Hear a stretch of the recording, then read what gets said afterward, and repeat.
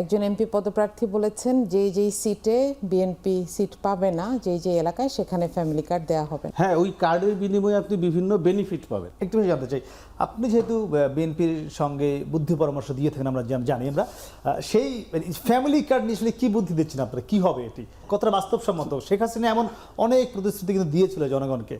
এইটা ধরেন family card বলতে আমি জানি না এটা কি আপনাদের ধারণা আছে। এইটা ফ্যামিলি কার্ডটা উনি যেটা বলছেন বিএনপির চেয়ারম্যান সাহেব বা বিএনপির পক্ষ থেকে বলা হচ্ছে বারবার যে এই কার্ডটা দেয়া হবে বাড়ির যিনি মা বা মহিলাদেরকে কিন্তু কার্ডটা দেয়া হবে এবং সেইখানে কিছু বেনিফিট থাকবে। সেখানে ফাইন্যান্সিয়াল বেনিফিট থাকতে পারে, আপনার ফুডিংয়ের কিছু সাপোর্ট থাকতে পারে, নানা ধরনের সুবিধা থাকবে। তো এইটা দিয়ে আমরা তো বাংলাদেশে কিন্তু যারা গরিব বা দুস্থ আছেন বা যাদের প্রয়োজন আছে তাদেরকে কিন্তু পূর্ববর্তী সরকারগুলোও কিন্তু নানা ধরনের সাপোর্ট দিয়েছে।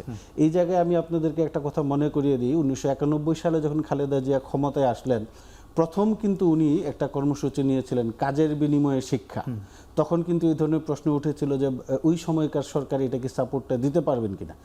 ওটা ছিল হচ্ছে যে আমাদের তো ড্রপ আউটের হার বেশি ছিল ওই সময়।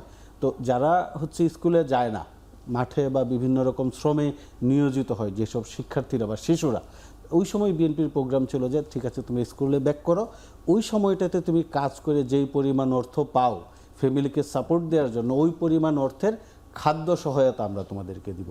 তারপরে ওনারা, আমি শেষ করছি আরেকটা কথা বলে আরেকটা উদাহরণ একটু বলবেন যে এই ফ্যামিলি কার্ডের যে রিচার্জটা কি সরকার করে দেবে যদি বিএনপি ক্ষমতায় আসতে পারে, বিষয়টা কি? হ্যাঁ, ওই কার্ডের বিনিময়ে আপনি বিভিন্ন বেনিফিট পাবেন। রিচার্জ মানে টাকাটা দেবে বিএনপি সরকার যদি ক্ষমতায় আসতে পারে। বিএনপি সরকার না, জনগণের সরকার। জনগণের সরকার যদি সেটা বিএনপি আসতে পারে। জি।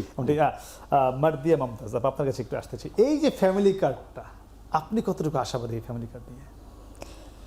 জি, এখন আপনাকে ধন্যবাদ, আসসালামু আলাইকুম, এবং যারা আমাদেরকে শুনছেন সবাইকে শুভেচ্ছা জানাচ্ছি। ফ্যামিলি কার্ডটার প্রপোজালটা যাদের, তাদের কথাগুলো যদি একটু শুনি। একজন এমপি পদপ্রার্থী বলেছেন যেই সিটে বিএনপি সিট পাবে না, যেই এলাকায় সেখানে ফ্যামিলি কার্ড দেওয়া হবে না। এক, দ্বিতীয়ত হচ্ছে বিএনপি একটা সময়, আমি এটা ভাবছিলাম এখনই, যে একটা সময় কাবি খা কাবিটা কিংবা শিক্ষার বিনিময়ে খাদ্য এগুলো চালু করেছিল। সেইখানে দেখেন ভিক্ষুক তৈরির কোনো প্রসেস ছিল না। মানুষ কাজ করবে এবং তার বিনিময়ে খাদ্য পাবে, অথবা মানুষ স্কুলে পাঠাবে বাচ্চাকে, তার বিনিময়ে খাদ্য পাবে। কিন্তু এখানে কি ফ্যামিলি কার্ডের মাধ্যমে আমরা যেটা নিচের হাত বলে যেটাকে, তাই না, যেটা প্রার্থীর হাত, সেটা বাড়াচ্ছে কিনা, এটা একটা প্রশ্ন, এবং এটা সময় বলে দিবে। কিন্তু আমার কাছে মনে হয় যে এখানে এই আশঙ্কাটা তৈরি হচ্ছে।